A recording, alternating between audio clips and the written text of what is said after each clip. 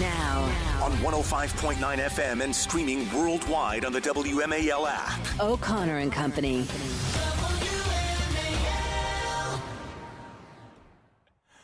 It is 6:06. That's what time it is. It's 6:06. Thanks for listening in to O'Connor and Company. We appreciate you being here on a scintillating Wednesday morning, a hump day, the kids will call it. Coming up at 6:35, Cal Thomas will join us. 7:05 is John Solomon of Just the News. 8:05, our buddy Matt Schlepp from CPAC.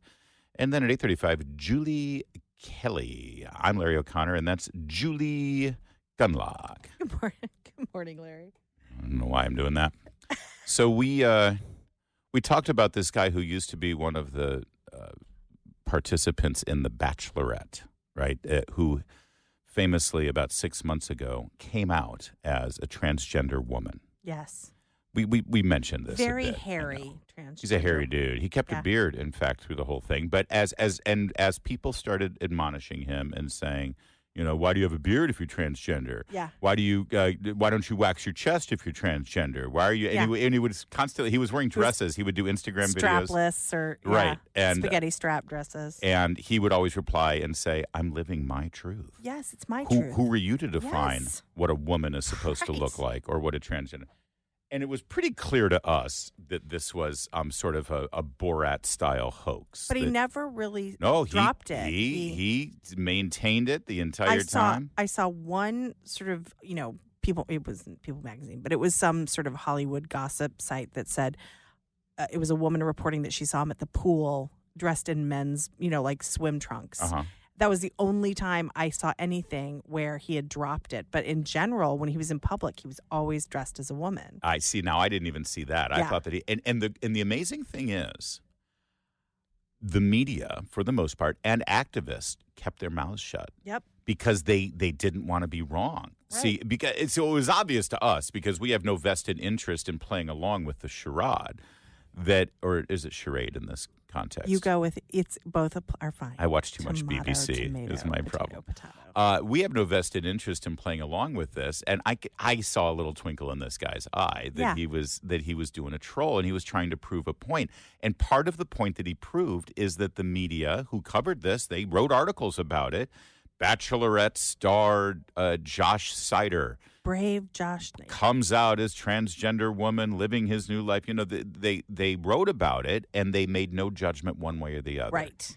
They refused to even call up the question as to whether this might be a hoax. So it's important to say that he was really insulting to women in this. Like, yes. He would go, I'm wearing, he had this sort of little flirty voice, this high pitched that was obviously he was, yes, he was pretending. He was parodying what a woman is. What a woman is, much like Dylan Mulvaney does. Yes. And saying, like, I just wanted to wear this little dress today because it makes me feel like, he did this whole ridiculous teeny bopper thing, and again insulting to women. Like, this is not how women act.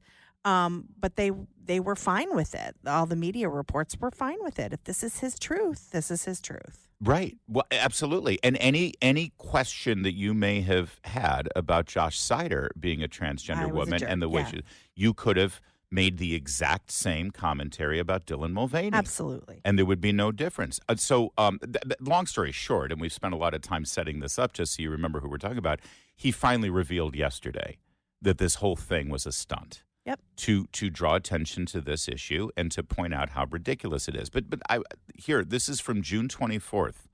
This is Josh Sider at the time on Instagram presenting to the world that he was in the process of transitioning to a woman. And you have to understand, he looks like a dude, 1,000%. He's covered in tattoos. He's got a man's haircut. He's got a 5 o'clock shadow. Yeah. He's got hair everywhere. This isn't a Dylan Mulvaney who's like skinny and hairless and like this is he looks like a 13-year-old girl. And the only difference is he's wearing a strapless sundress and he's got lipstick on. Right. That's it. And so here he is telling you his story. Hey everyone. Sorry, I look like a hot mess today. I just wanted to vent a little bit. I feel like dates can be so cheap. The last couple of dates that I've gone on, I've expected the guy to pay because I feel like the man should pay for the first date, and they just don't want to. And so I just had a date earlier this afternoon, and I sat there when the bill came, and finally I just said, the guy should pay first, and kind of pushed it towards him, and he said, well, in that case, you should pay. And I just thought, that is so rude.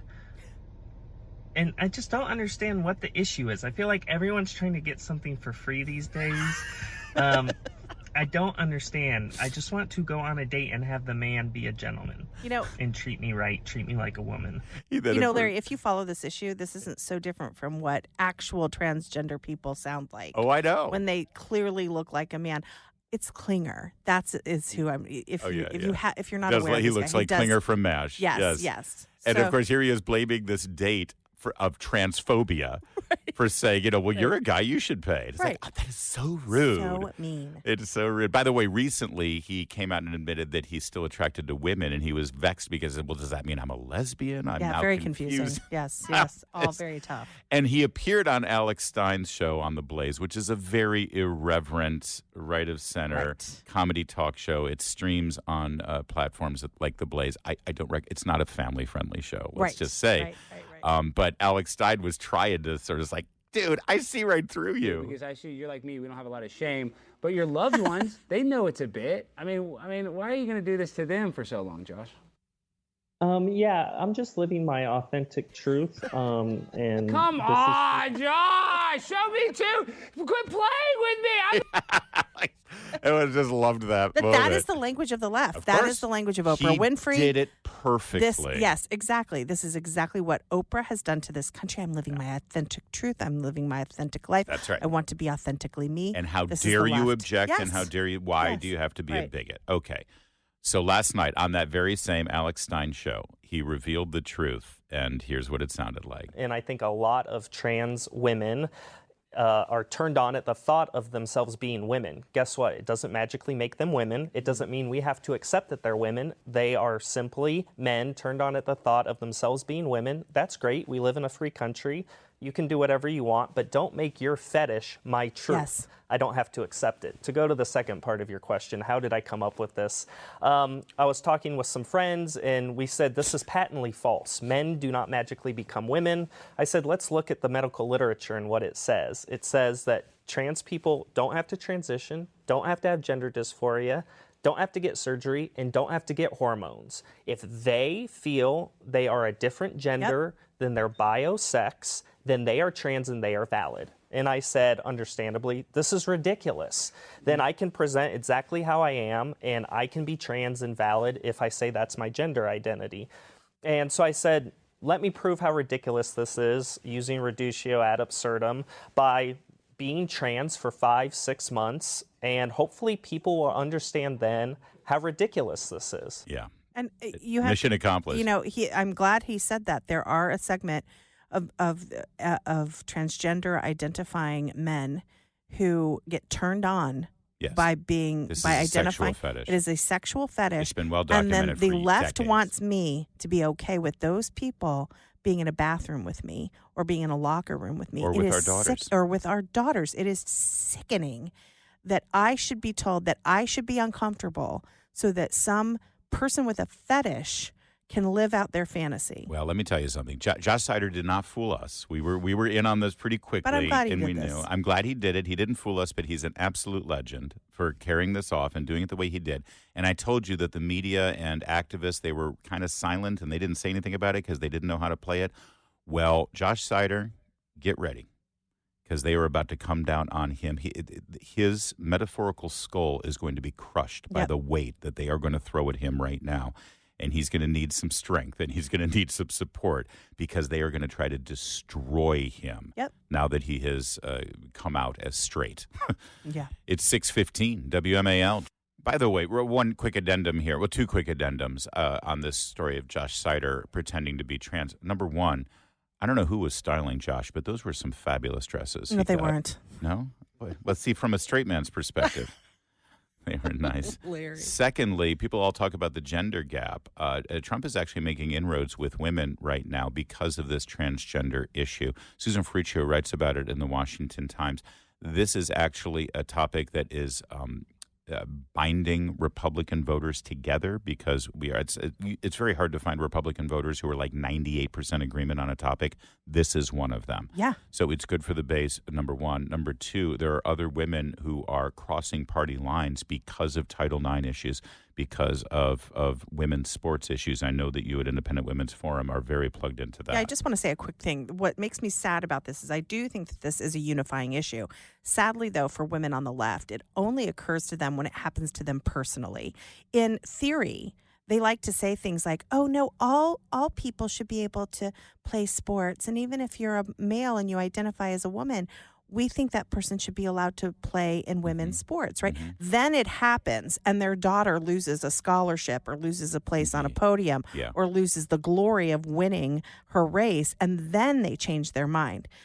Leftist women live in this fantasy world many times, and so it is frustrating to me that it actually has to happen to them personally for them to realize how unfair it is. In January, Los Angeles Times had a poll taken, and it found 66% of adults said transgender girls, biological boys competing as girls, should not be allowed to compete in girls' sports.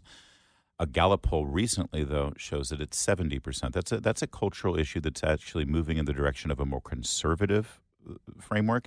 You don't often see that with cultural issues, but that seems to be the case with this. By the way, New York Times Siena College poll released this month said that Kamala Harris is leading Trump among female voters by 16 percentage points. Other polls show even a bigger lead. But according to Jim McLaughlin, who polls for Trump, growing participation of biological males in female athletics is of rising importance, particularly for suburban women, which is that critical voting bloc. That's why Trump is running ads. You see them during NFL games that highlight Kamala Harris's support for paying for transgender procedures for convicted it is a winning felons issue. in prison.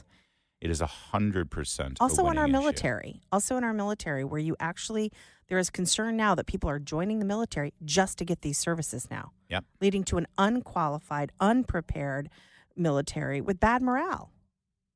And so one wonders if this will also be a question for Kamala Harris, because there's one other piece of evidence that suggests and I think validates that this is a winning issue. If you look at the debate last night between Congressman Allred and Senator Ted Cruz in Texas, this was a main focus of the conversation. Cruz is destroying Allred on this.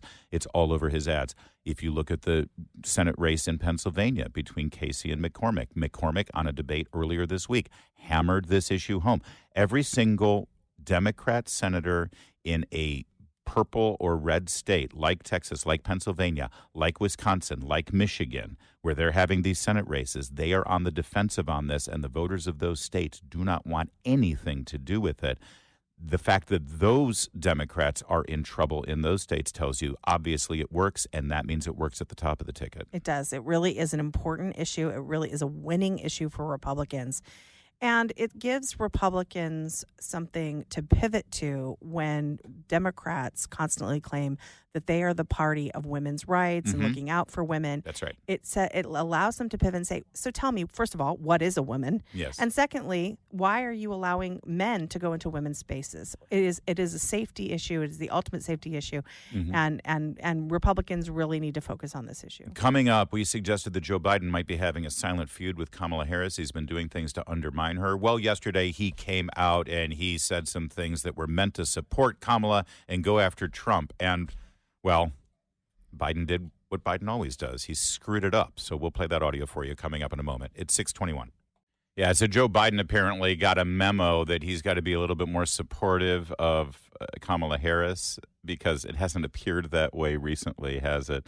So he mumbled his way onto a podium yesterday and said a couple of things, and I don't know if it's actually helping. Here's the first. The same guy with 3 other major cases waiting for him when he loses. And by the way, 34 felonies. So far, he hadn't got sentenced. He got the sentence kicked back, but I want to watch that sentence. Jeez. Look, Donald Trump's not running for you. He's running for himself. I think he's running to stay out of jail. Donald Trump Joe Biden salivating at the idea of Donald Trump being imprisoned and thrown in jail. This whole idea that, no, I didn't sick the Justice Department on my political opponent. Now that he's not running, He's gleefully Yeah, anticipating. Biden does this every once in a while. There was the incident a couple months ago where he was walking away from the podium, and a reporter, shouted a question to him about Donald Trump and his convictions, and Biden sort of slowly turned around and smiled. It was creepy, that ghoulish grin of his. And then he tried to help promote Kamala Harris's performance at the debate. The debate where she's seen a 5-point percentage loss in the polls ever since it happened. She beat Trump so badly in the debate, he's scared to death to beat her again. That's a fact. She beat Trump so badly in the debate, he's scared to death to beat her again. He meant debate her again. But that's again, a fact. His brain is broken. 6:29, Cal Thomas next. Now on 105.9 FM and streaming worldwide on the WMAL app. O'Connor and Company.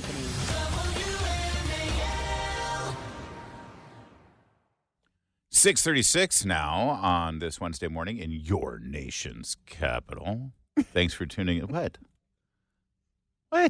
Julie Gunlock is really unsupportive of my efforts to keep this show lively and entertaining. And if the show gets boring, you'll know why.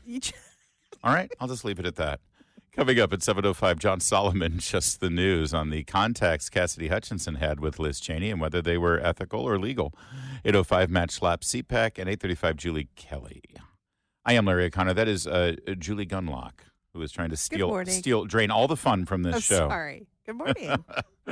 Hey, remember Barack Obama last week lecturing black men about why they should be ashamed of themselves for not voting for Kamala Harris? Sexist, I hear. We have not yet seen the same kinds of energy and turnout in all quarters of our neighborhoods and communities as we saw when I was running.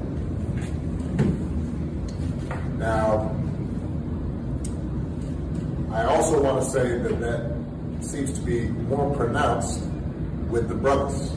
With the brothers. Well, Cal Thomas, as a white conservative man in this country, I'm used to Barack Obama lecturing me and being ashamed of me and disappointed in me not being a Marxist like he wants me to be. But how do you think this resonated with the black get out the vote effort he was there to engineer? Well, first, I'd like to identify as a black female today in the woke tradition of America. You're going to be very popular here in D.C. Speaking with some authority now. No, the condescension toward African Americans by the Democrat Party has been in vogue for years.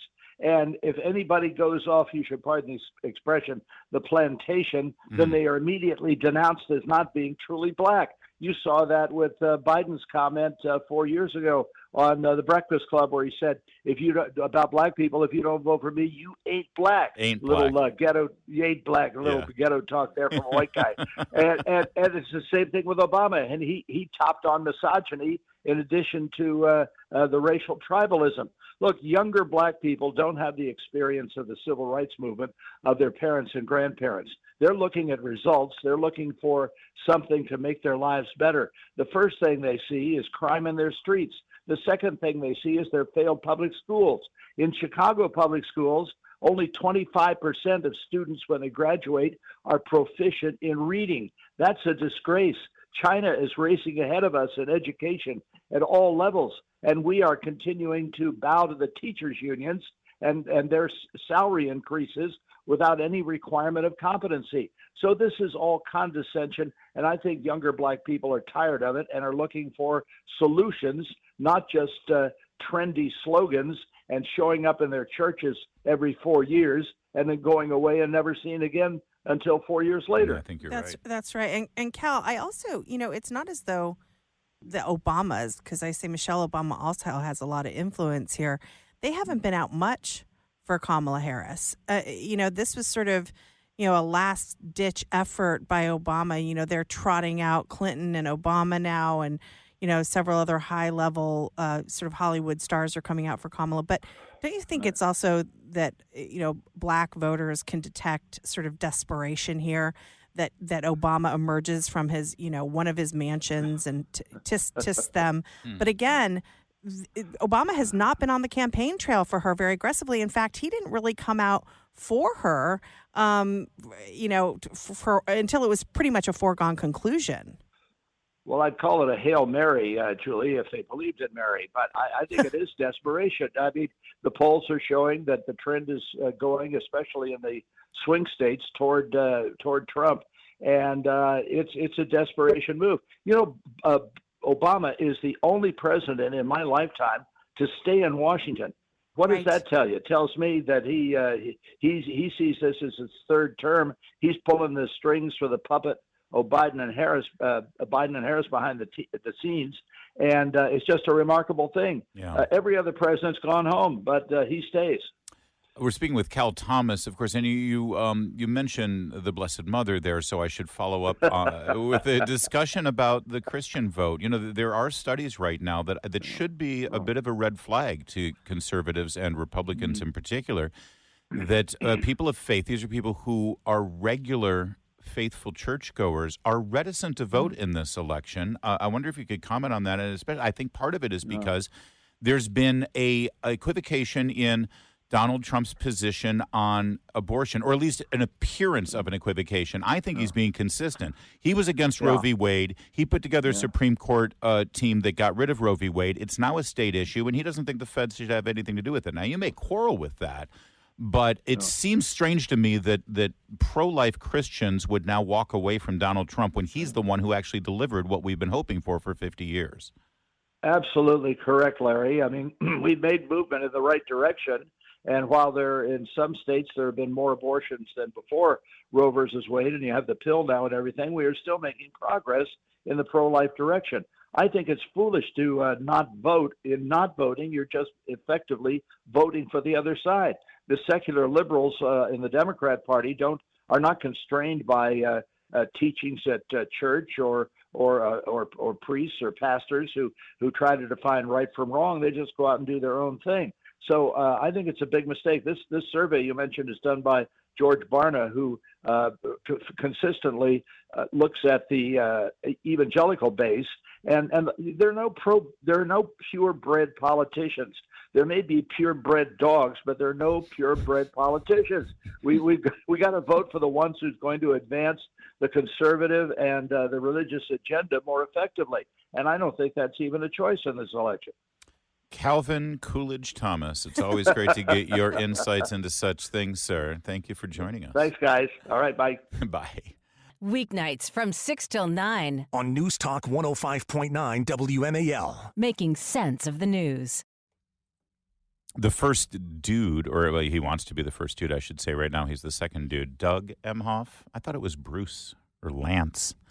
Sebastian? I can't remember. Anyway, apparently it's Doug Emhoff. Why didn't Kamala take his name, by the way? Why isn't she Kamala Emhoff? We know why. Yes, we do.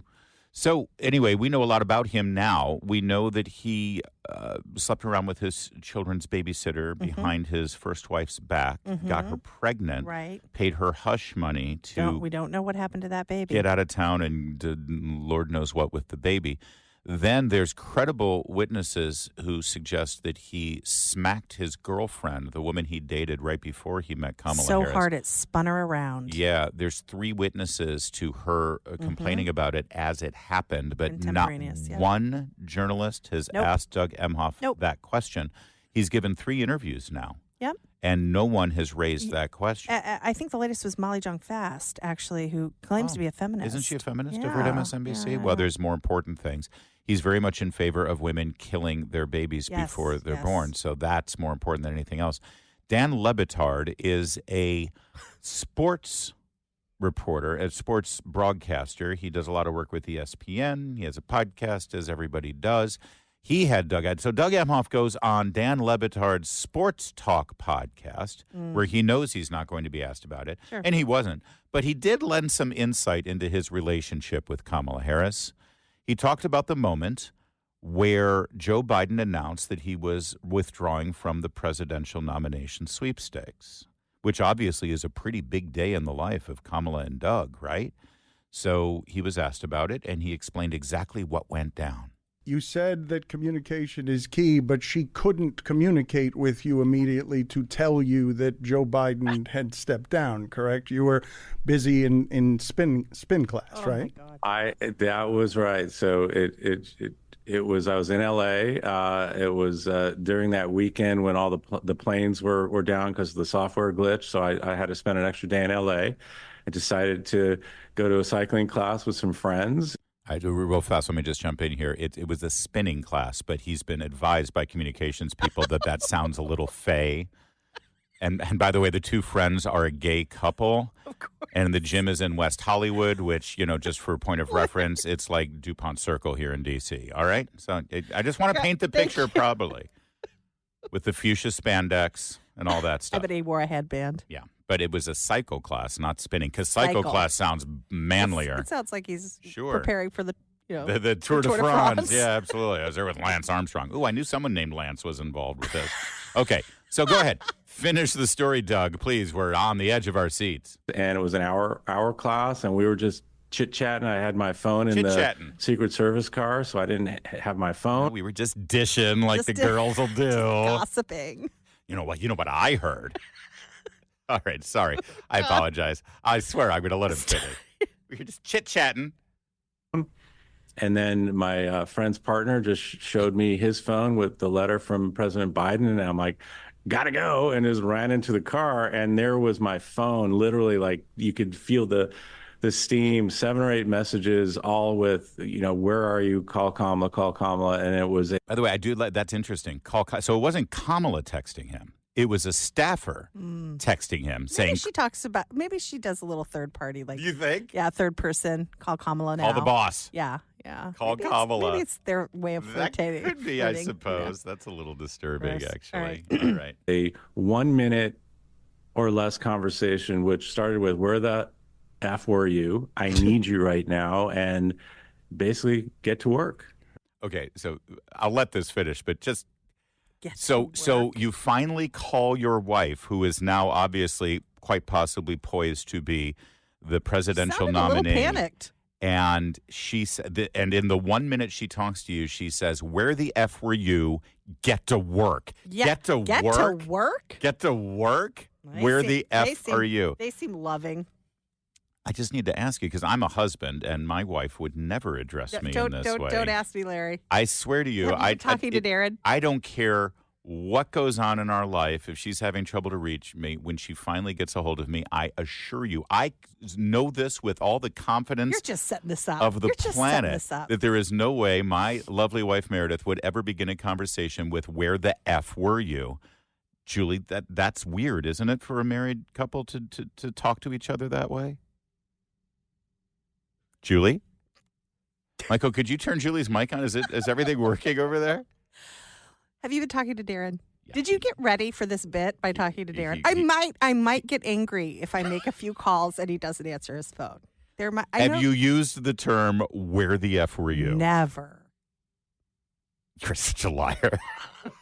All right, so you and Kamala have something in common. Let's hear the end of the story. And I did. You run out sweaty? Are you wearing the tight biking shorts? Do you have those? Oh wait, now better Why second do we need thought. this information? Let's not finish go. the story there. That we've learned all we need to learn.